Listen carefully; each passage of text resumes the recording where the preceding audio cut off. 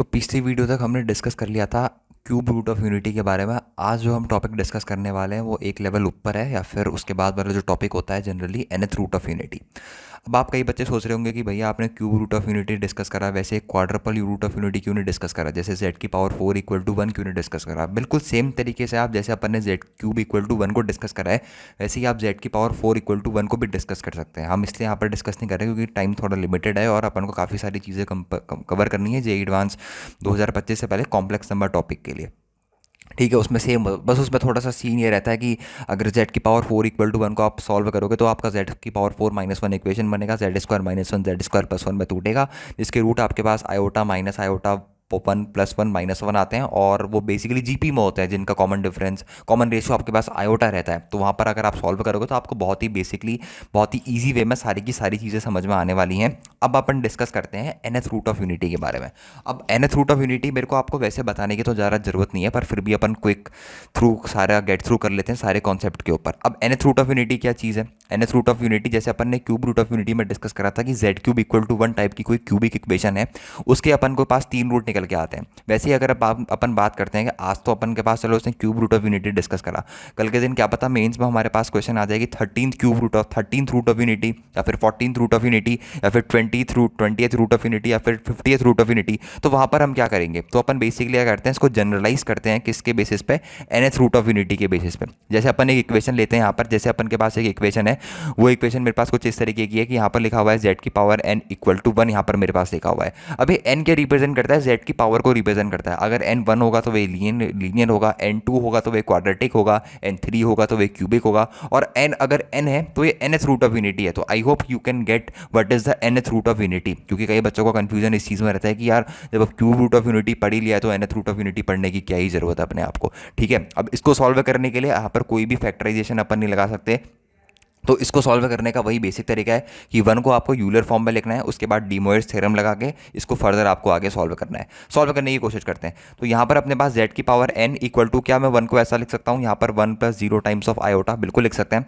तो 1 + 0 आयोटा को अगर मैं यूलर फॉर्म में कन्वर्ट करूँ, ये यूलर फॉर्म जो है ना ये काफ़ी ज़्यादा इंपॉर्टेंट है, स्पेशली इन जेईई एडवांस, क्योंकि कई सारे सवाल ऐसे जो नॉर्मल फॉर्म में सॉल्व नहीं होते हैं कॉम्प्लेक्स नंबर के, वो यूलर फॉर्म में कन्वर्ट करके होते हैं। तो इसका जो मैग्नीट्यूड निकल के आएगा वो 1 निकल के आएगा। 1 के बाद हम लिखेंगे cos of theta, theta again is 0, plus इसके बाद हम लिखेंगे आयोटा, यहाँ पर लिखेंगे अपन साइन ऑफ 0। कई बच्चों को अगर समझ में नहीं आया कि इसका आर्ग्यूमेंट 0 कैसे हुआ है, तो ये जो पॉइंट है ये है मेरे पास 1,0। अब 1,0 को अगर हम प्लॉट करने जाएंगे तो 1,0 का मेरे पास जो पॉइंट है वो लाई करेगा रियल एक्सिस में, यहाँ कहीं पर लाई करेगा 1,0। अब हम बात कर चुके हैं कि रियल एक्सिस में अगर मेरे पास कोई भी पॉइंट है तो उसका आर्ग्यूमेंट मेरे पास कितना होता है? 0, अगर वो राइट हैंड साइड पर है। वहीं अगर यहाँ पर पॉइंट यहाँ पर होता है, लेट्स सपोज यहाँ पर कोई पॉइंट है -1,0, तो इस वाले पॉइंट का आर्ग्यूमेंट कितना होता है? इस वाले पॉइंट का आर्ग्यूमेंट होता है मेरे पास π180 डिग्री। यहाँ पर आप गलती मत कर देना। तो ये चीज़ें अपन को देख के यहाँ पर थोड़ी बहुत सोचनी होती है, थोड़ी बेसिक चीज़ें अगर किसी को नहीं आती तो अभी सीख लो, अपने दिमाग में बैठा के रखना। ठीक है, तो ये चीज़ होगी। अब इसको आगे फर्दर लिखते हैं। इसको फर्दर कैसे लिखेंगे? z की पावर n इक्वल टू, मैं यहाँ पर लिख सकता हूँ 1 टाइम्स ऑफ, यहाँ पर लिखूंगा मैं कॉस ऑफ 0, प्लस यहाँ पर लिखूंगा मैं आयोटा, यहाँ पर आ जाएगा मेरे पास साइन ऑफ 0, और यहाँ पर अगर n को हटा के यहाँ पर पावर 1/n लिख दूँ तो भी आपको कोई दिक्कत नहीं होनी चाहिए। अब यहाँ पर आती है अपने पास ईजी सी डी मोइट्स थ्योरम। अब डी मोइट्स थ्योरम अपन से क्या कहती है? आप सबने पहले भी डी मोइट्स थ्योरम पढ़ी है, वैसे बताने की तो ज़रूरत नहीं है, बस यहाँ पर ऊपर रेशनल है तो उससे मैं बता देता हूँ। अगर इस तरीके की आपके पास कॉस थीटा, प्लस यहाँ पर लिखा हुआ है अपने पास आयोटा साइन ऑफ थीटा, और इसकी पावर लिखी हुई है p/q। तो इस केस में जब यहाँ पर p/q टाइप की टर्म है, अगर यहाँ पर n लिखा होता तो cos n theta plus iota sin theta आप लिखते, उसमें आपको कोई दिक्कत नहीं है। अब यहाँ पर p/q लिखा है तो p/q वाली चीज़ों को किस तरीके से देखते हैं वो आप समझ लो। यहाँ पर अपन लिखेंगे cos of p times of theta, plus एक फैक्टर आएगा यहाँ पर 2k पाई अपॉन यहाँ पर आ जाएगा q। सेम चीज़ साइन के साथ भी करनी है, प्लस यहाँ पर आ जाएगा आयोटा साइन, यहाँ पर आ जाएगा p थीटा, प्लस यहाँ पर आ जाएगा 2k pi divided by q। इस तरीके से आपको क्या करनी होती है? डी मोइट्स थ्योरम यूज़ करनी होती है जब यहाँ पर मेरे पास क्या निकल के आ जाता है? p/q निकल के आ जाता है। फिर से बोल रहा हूँ, अगर n होगा तो 2k पाई नहीं आएगा। क्यों नहीं आएगा? क्योंकि 2k पाई प्लस n वो अल्टीमेटली हमारे पास n ही बनने वाला है। Cos 2 pi plus theta 4 pi plus theta ultimately वो थीटा ही देता है, चाहे वो कॉस में हो चाहे वो साइन में हो। ठीक है, तो आई होप कि आपको ये चीज़ समझ में आई होगी। अब यहाँ पर देखो, यहाँ पर क्या अपन को क्या अब अपन के पास क्या बन गया, इसमें अपन को डी मायर थ्योरम लगानी है। तो z इक्वल टू मेरे पास यहाँ पर बन जाएगा कितना, z इक्वल टू मेरे पास यहाँ पर बन जाएगा cos of 2k pi divided bye n। मैं थोड़ा डायरेक्ट लिख रहा हूँ, प्लस यहाँ पर बन जाएगा मेरे पास आयोटा साइन ऑफ यहाँ पर कितना बन जाएगा मेरे पास 2k पाई डिवाइडेड बाय n। ये मेरे पास क्या निकल के आ गया, z निकल के आ गए। अब याद करो जब अपन ने क्यूब रूट ऑफ यूनिटी पढ़ा था, ये है मेरे पास कौन सा case, nth root of unity. थोड़ा सा आपको लिंक कराता हूँ nth रूट ऑफ यूनिटी, वरना आपको याद नहीं होगा nth रूट ऑफ यूनिटी। अब थोड़ा सा आपको लिंक कराने की कोशिश करते हैं क्यूब रूट ऑफ यूनिटी से। क्यूब रूट ऑफ यूनिटी में मेरे पास यही इक्वेशन क्या निकल के आ रही थी, क्यूब रूट ऑफ यूनिटी में मेरे पास इक्वेशन निकल के आ रही थी, अगर आपको याद हो तो यहाँ पर निकल के आ रहा था cos 2k pi by 3, plus यहाँ पर निकल के आ रहा था मेरे पास आयोटा साइन, यहाँ पर निकल के आ रहा था 2k पाई बाई 3। ये किसकी बातें हैं, ये बातें हैं क्यूब रूट ऑफ यूनिटी की। किसकी बातें हैं, cube root of unity, cube root of unity. अब कुछ बातें अपने जहन में डाल लेना और वो कभी भी आपको उसको भूलने की जरूरत नहीं है। सबसे नंबर 1 पॉइंट, अगर कोई क्यूबिक इक्वेशन है तो उसके 3 रूट्स पॉसिबल होते थे। ये बात आपको समझ में आती है। मतलब यहाँ पर हम k के अंदर कौन कौन सी वैल्यू पुट करते थे, यहाँ पर हम पुट करते थे k equal to 0, k equal to 1 और k इक्वल टू 2। मतलब k की वैल्यू जो डिनोमिनेटर है उससे एक कम पुट करी जाती थी। मतलब यहाँ पर जैसे डिनोमिनेटर 3 है तो k की वैल्यू हम क्या पुट करते थे, 0 पुट करते थे, 1 पुट करते थे, 2 पुट करते थे, बस इतनी ही पुट करते थे। तो डिनोमिनेटर से एक कम हम पुट करते हैं, या फिर आप ऐसे समझ सकते हो जो पावर रेज्ड है उससे एक कम आप रेज यहाँ पर वैल्यू को पुट करते हो। अगर आप 1 को यहाँ पर p कह देते हो और n को q कह देते हो और इस एंगल को आप थीटा कह देते हो, तो k की वैल्यू आपकी कहाँ से कहाँ पुट होती है, k की वैल्यू आपके पास पुट होती है मेरे पास 0 से लेके कहाँ तक, q माइनस 1 तक पुट होती है। तो इस चीज़ को आपको हमेशा अपने दिमाग में क्या रखना है, बैठा के रखना है। और जो नीचे लिखा होगा यहाँ पर, जैसे अपने पास z equal to 2k pi by 3 निकल के आया, तो 2k पाई के नीचे क्या लिखा है, 3 लिखा है। तो 3 से हम ये जज कर सकते हैं ये कौन सा रूट है, ये है क्यूब रूट। कौन सा रूट है, क्यूब रूट। अगर यहाँ पर नीचे 4 लिखा होता तो ये 4th रूट होता, अगर 5 लिखा होता 5th रूट होता, अगर 20 लिखा होता तो 20th रूट होता, अगर 13 लिखा होता तो 13th रूट होता, अगर 12 लिखा होता तो 12 रूट होता। और हमेशा अब एग्जाम में क्या करता है ना, यहाँ पर थोड़े से वेरिएशंस है, उसको यहीं पर समझ लोगे तो आगे दिक्कत नहीं आएगी। जैसे जैसे पोस्टपोन करते रहोगे तो दिक्कत आती रहेगी। अब एग्जाम में कई बार क्या पूछेगा, एग्जाम में अपन से कुछ ऐसा पूछेगा, जैसे आपको z इक्वल टू कुछ ऐसे दे देगा, यहाँ पर लिख देगा cos of k pi divided by, यहाँ पर लिख देगा let suppose k pi divided by 8, plus यहाँ पर लिख देगा अपने पास आयोटा साइन ऑफ, यहाँ पर लिख देगा k पाई डिवाइडेड बाई 8। तो यहाँ पर अपन को कुछ नहीं करना है। आप यहाँ पर आप डायरेक्टली इसको आप कहोगे कि ऊपर 2 भी हुआ करता था एक्चुअल फॉर्म में, तो वही आपको समझाने की कोशिश कर रहा हूँ। 2 से ऊपर नीचे मल्टीप्लाई कर देना। तो ये मेरे पास क्या बन जाएगा, ये मेरे पास बन जाएगा कॉस ऑफ कितना 2k pi divided by 16, plus यहाँ पर कितना बन जाएगा, यहाँ पर बन जाएगा आयोटा साइन ऑफ, यहाँ पर कितना आ जाएगा 2k पाई डिवाइडेड बाई 16। तो ये क्या हो जाएगा मेरे पास, ये मतलब इस इक्वेशन का पार्ट है, किसका, z की पावर 16 इक्वल टू 1 का पार्ट है। अब z की पावर 16 इक्वल टू 1 के मेरे पास कितने रूट्स होंगे, जैसे अगर मैं इसके रूट की बात करूं तो इसके k इक्वल टू 0 से आप कहाँ तक डालोगे, k इक्वल टू 0 से हम डालेंगे 15 तक, क्योंकि हमेशा याद रखना n माइनस 1 तक डालते हैं, और जो नीचे बैठा हुआ है वो हमेशा n है, उससे एक कम तक हम k की वैल्यू पुट करते हैं। तो ये चीज़ अब आपको समझ में आ गई होगी। तो यहाँ से फिलहाल क्यूब रूट ऑफ यूनिटी से अपन को एक चीज़ दिमाग में रखनी है कि z इक्वल टू मेरे पास किसके बराबर निकल के आता है, z इक्वल टू मेरे पास निकल के आता है 2k pi divided by n, plus यहाँ पर निकल के आता है आयोटा साइन ऑफ कितना 2k pi divided by n। ठीक है, जहाँ पर k की वैल्यू मेरे पास कहाँ से कहाँ जाती है, k की वैल्यू जाती है 0 से लेके n माइनस 1 तक। आइए अब एक एक करके k की वैल्यू को पुट करना शुरू करते हैं। तो यहाँ पर अपन एक बार फिर से लिख देते हैं कि z इक्वल टू मेरे पास क्या बन रहा है, z इक्वल टू मेरे पास बन रहा है यहाँ पर cos of 2k pi divided by n, plus यहाँ पर मेरे पास बन रहा है आयोटा साइन ऑफ, यहाँ पर भी सेम चीज़ लिखी हुई है 2k pi divided by m। सबसे पहले तो उसको अपन ऐसे लिख सकते हैं, ये बताओ इसको अपन क्या लिख सकते हैं, इसको अपन लिख सकते हैं e की पावर आयोटा, यहाँ पर लिख देते हैं अपन 2k pi divided by n। अब यहाँ पर k इक्वल टू 0 डालते हैं। अगर मैं k इक्वल टू 0 डालूंगा तो मेरे पास z की वैल्यू क्या निकल के आएगी, 1 निकल के आएगी। और अगर मैंने k इक्वल टू 1 डाला तो z मेरे पास क्या निकल के आएगा, z निकल के आएगा e की पावर आयोटा, यहाँ पर निकल के आएगा 2 पाई डिवाइडेड बाई n। तो अगर आप k को 2 डालोगे तो k को 2 डालने पर z क्या निकल के आएगा, z निकल के आएगा e की पावर आयोटा, यहाँ पर निकल के आएगा 4 पाई बाई n। या फिर इसको अगर थोड़ा सा तमीज से लिखूँ, थोड़ा सा इसको दिमाग लगा के लिखूँ, तो यहाँ पर 2 पाई बाई n का होल स्क्वायर ही एक तरीके से आपके पास है। और अगर k को 3 डालता हूँ तो ये मेरे पास निकल के आएगा कितना, ये मेरे पास निकल के आएगा e की पावर आयोटा, यहाँ पर निकल के आएगा 2 पाई बाई n का होल क्यूब। और ऐसे करते करते आपको k को लास्ट में क्या डाल देना है, k को डाल देना है n माइनस 1। तो जब आप n माइनस 1 डालोगे तो ये निकल के आ जाएगा e की power iota 2 pi by n, और यहाँ पर निकल के आएगा इसकी पावर n माइनस 1, क्योंकि फाइनली वो मल्टीप्लीकेशन ही होना है तो उसमें कोई आपको वैसी कोई दिक्कत देने की जरूरत नहीं है।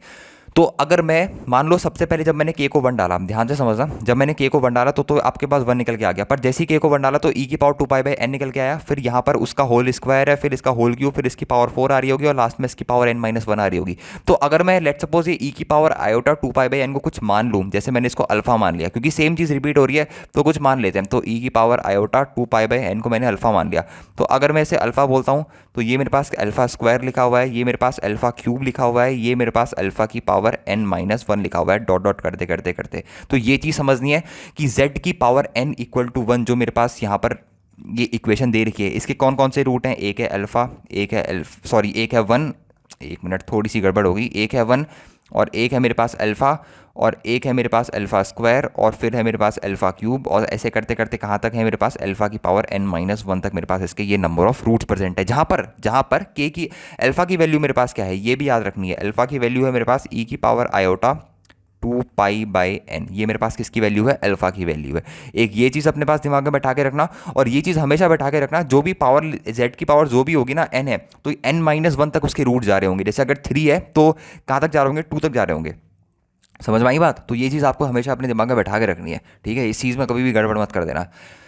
ओके तो अब अपन डिस्कस करते हैं कि इसकी कुछ बेसिकली प्रॉपर्टीज़ रहती है। सबसे नंबर 1 प्रॉपर्टीज़ अपन यहीं पर डिस्कस कर लेते हैं छोटी सी, कि सम ऑफ रूट कितना निकल के आता है। सम ऑफ रूट मतलब बेसिकली ये है 1 plus alpha square plus dash dash dash dash करते करते यहाँ पर लास्ट में आ जाएगा अल्फ़ा की पावर n माइनस 1। तो ये बेसिकली एक एन जी पी है जिसके सम का फॉर्मूला आप सबको पता होता है, वो कितना होता है a 1 माइनस आर है बेसिकली अल्फ़ा की power n upon 1 minus r 1 minus alpha. अब अल्फा कितना है, ई की power 2 iota 2 pi by n है, तो यहाँ पर आ जाएगा 1 माइनस ई की पावर आयोटा, यहाँ पर है 2 पाई बाई एन और इसकी भी पावर n है। अब पावर n क्या ही लिखूँ, आप डायरेक्टली मल्टीप्लाई भी कर सकते हो, तो यहाँ पर 1 माइनस अल्फा बन जाएगा, तो ये बन जाएगा ई की पावर 1 माइनस ई की पावर आयोटा, यहाँ पर आ जाएगा 2 पाई बाई एन और इनटू में n, तो n से n कैंसिल आउट, अपॉन नीचे बन जाएगा 1 माइनस अल्फा। अब यहाँ पर क्या बच गया, यहाँ पर ध्यान से देखना, यहाँ पर बच गया मेरे पास 1 माइनस ई की पावर आयोटा इंटू 2 पाई, अपॉन में मेरे पास कितना बन गया 1 माइनस अल्फा। अब ई की पावर आयोटा इंटू 2 पाई को क्या लिख सकता हूँ, ई की पावर आयोटा इंटू 2 पाई को लिख सकता हूँ मैं क्या, बताओ, कॉस ऑफ 2 पाई, प्लस इसको लिख सकता हूँ आयोटा साइन ऑफ कितना 2 पाई लिख सकता हूँ, और अपॉन में मेरे पास क्या लिखा हुआ है, अपॉन में मेरे पास लिखा हुआ है 1 माइनस अल्फा। तो अब ये जो न्यूमरेटर में आपके पास चीज़ें बची हैं 1 और 1, वो आप डायरेक्टली क्या कर सकते हो, उसे कैंसिल आउट कर सकते हो, तो ऊपर 0 बन जाएगा, तो ओवरऑल क्वांटिटी क्या निकल के आ जाएगी, 0 निकल के आ जाएगी। तो ये चीज़ हमेशा याद रखना, जब भी सम ऑफ रूट की आप बात करते हो तो वो कितना निकल के आता है, 0 निकल के आता है। ये चीज़ आपको माइंड में बैठा कर रखनी है। अब बात करते हैं, सम ऑफ रूट्स की बात कर ली, सेम कॉन्सेप्ट है। अब प्रोडक्ट ऑफ रूट्स की बात करते हैं, फिर सबको लोकेट करेंगे एक इक्विलेटरल ट्रायंगल में, क्योंकि सबका मैग्नीट्यूड कितना निकल के आने वाला है, 1 निकल के आने वाला है, मतलब एक सर्कल में डिनोट करेंगे, ठीक है। अब बात सेकंड प्रॉपर्टी वाली बात जो आती है वो आती है प्रोडक्ट ऑफ रूट की, मतलब यहाँ पर कर दिया मैंने 1 इंटू अल्फा इंटू यहाँ पर कर दिया अल्फा स्क्वायर इंटू यहाँ पर कर दिया अल्फा क्यूब इंटू अल्फा की power 4 dot dot dot dot dot dot करते करते अल्फा की पावर n माइनस 1। अब बेस तो सबका सेम है, 1 को मल्टीप्लाई करो ना करो कोई फर्क पड़ता है नहीं, अब बेस सबका सेम है तो पावर को ऐड कर देना, अल्फा की power 1 plus 2 plus 3 up to कहाँ तक पावर ऐड होंगी, n माइनस 1 तक मेरे पास पावर ऐड हो रही होंगी।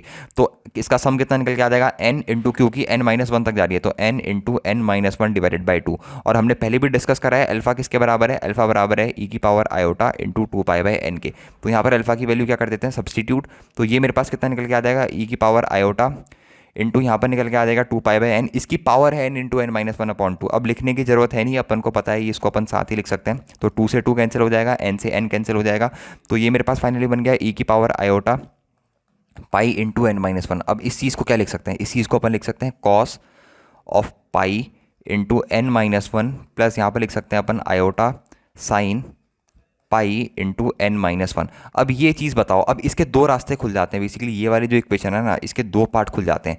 एक बार इसकी वैल्यू आती है माइनस का 1 और एक बार इसकी वैल्यू आती है पॉजिटिव का 1। माइनस का 1 कब आती है, जब n ऑड हो या इवन हो, और प्लस वैल्यू प्लस 1 कब आती है, जब n ऑड हो या इवन हो, वो आप मेरे को बताओगे। अब मेरे को बताओ कि चाहे n को 1 2 3 कोई सा भी इंटीजर ले लो, चाहे वो ऑड हो चाहे वो इवन हो, क्या आप इस बात से सहमत करते हो कि साइन n पाई हमेशा मेरे पास किसके बराबर होता है, 0 के बराबर होता है। तो ये टर्म तो मेरे पास बची नहीं। अब बारी आती है ये वाली टर्म की, जैसे लेट सपोज मैं n को क्या करता हूँ, सबसे पहले ऑड लेता हूँ, सबसे पहले मैं n को ले लेता हूँ आपके पास इवन ले लेते हैं, चलो n को मैंने इवन ले लिया, इवन के तौर पे मैं ले लिया, n को इवन कितना ले 2 ले लेते हैं। तो n को अगर आप यहाँ पर 2 रखोगे तो 2 माइनस 1 यहाँ पर बनेगा कॉस पाई, और कॉस पाई कितना होता है, आप सबको पता है कॉस पाई की वैल्यू होती है नेगेटिव का 1। तो जब आप इवन रख रहे हो एन को, तो इवन रखने पे मेरे पास कितना आ रहा है, माइनस का 1। मतलब जब आपने एन को इवन रखा तो नेगेटिव 1 निकल के आ रहा है। और जब आप एन को ऑड रखोगे तो पॉजिटिव 1। ऑड में 3 रख के देख लो तो 3 कितना आ जाएगा, कॉस 2 पाई बन जाएगा, और ये तो अपने पास 0 ही बन जाएगा। तो कॉस 2 पाई कितना होता है, कॉस 2 पाई होता है अपने पास पॉजिटिव का 1। ठीक है, तो ये चीज़ आपको थोड़ा ध्यान से समझ के रखनी है कि जब आप एन को इवन रखते हो तो आपके पास नेगेटिव निकल के आता है, जब आप एन को ऑड रखते हो तो आपके पास क्या निकल के आता है, पॉजिटिव निकल के आता है। अब जो लास्ट प्रॉपर्टी आती है वो उतनी फेमस प्रॉपर्टी भी नहीं है, मतलब कभी उतनी ज़्यादा यूज़ नहीं होगी आपके सामने, बस आपको पता होना चाहिए कि जो पॉइंट होते हैं nth रूट ऑफ यूनिटी की, अगर आप इसे लोकेट करो तो एक आपके पास रेगुलर पॉलीगन बनता है एन साइड का। बस इतना समझ के आपको आ रहा है। मतलब जैसे तीसरी प्रॉपर्टी उतनी कुछ खास है नहीं, मतलब इक्विलेटर ट्रायंगल वाली तो फिर भी ठीक थी।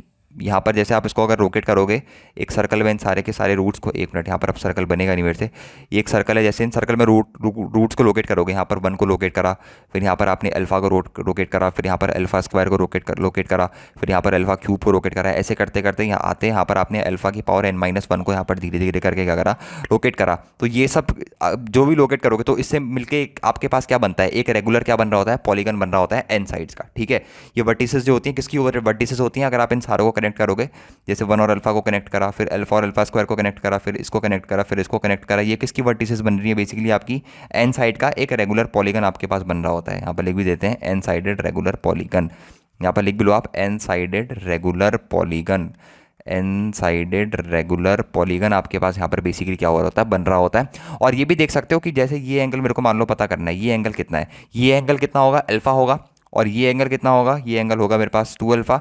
अगर इस एंगल की बात करूँ तो ये एंगल कितना होगा, अगर इस एंगल की बात करूँ अल्फा, तो ये एंगल होगा मेरे पास ई की power iota 2 pi by n, और ये इसके बाद वाले की एंगल की बात करूँ तो वो होगा ई की power iota 4 pi by n, क्योंकि अगर ये एंगल मेरे पास अल्फा है तो ये एंगल मेरे पास कितना होगा, अल्फा स्क्वायर होगा। ऐसे करते करते बस आपको ये समझना है कि अगर रूट को आप एक सर्कल में रोकेट करो इन सारे के सारे रूट्स को, तो वो एक एन पॉलीगन बना, रेगुलर पॉलीगन बनाते हैं एन साइडेड का। ठीक है, बस इतना समझना है आपको। जैसे वहाँ पर एक इक्विलेटरल ट्रायंगल बन रहा था, वहाँ पर वैसे ही हमारे पास यहाँ पर क्या बन रहा होता है, एक रेगुलर पॉलीगन बन रहा होता है एन साइडेड। तो अब फटाफट क्या करते हैं, अपन एक क्वेश्चन ला रखे हैं आपके पास, इस क्वेश्चन को डिस्कस करते हैं। ये है सबसे फेमस क्वेश्चन, और ये बेसिकली आप इसको एरा गैरा क्वेश्चन मत समझना, ये आपके पास जेईई एडवांस्ड का ही क्वेश्चन है। ठीक है, कोई समझ रहा हो कि यार आप तो एरा गैरा क्वेश्चन निकाल के लेके आ गए, जी नहीं, ये एक जेई एडवांस्ड का ही मेरे पास क्या है, प्रीवियस ईयर क्वेश्चन है। और जो इसको सवाल को सॉल्व कर लेता है, हमें ऐसा मान लेते हैं कि उसको cube root of nth root of unity पूरा अच्छे से समझ में आ गया है। क्योंकि यहाँ पर सवाल जो है दिक्कत यहाँ पर पैदा करता है, क्योंकि अपन ने फॉर्म पढ़ी है cos theta plus iota sine theta वाली। यहाँ पर भाई साहब ने फॉर्म दे दिया अपन को कौन सी वाली, यहाँ पर दे दी अपने को sine theta minus iota cos theta वाली फॉर्म दे दी है। बस इसी चीज़ का अपन को थोड़ा सा वो है, मलाल है। तो अब यहाँ पर आती है बहुत ही बढ़िया टेक्निक कि इसको हमें कन्वर्ट करना है। सबसे पहला टास्क, नंबर 1 टास्क है कि इसे हमें कन्वर्ट करना है किसमें, ये कुछ इस तरीके का दिखना चाहिए था, ये दिखना चाहिए था। बाकी कोई दिक्कत नहीं है, सवाल ना बड़ा प्यारा सवाल है, सवाल इस तरीके का दिखना चाहिए था, कॉस 2 के पाई बाय 13 प्लस यहाँ पर होना चाहिए था आयोटा साइन 2 के पाई डिवाइडेड बाय 13। कुछ इस तरीके का सवाल हो गया होगा।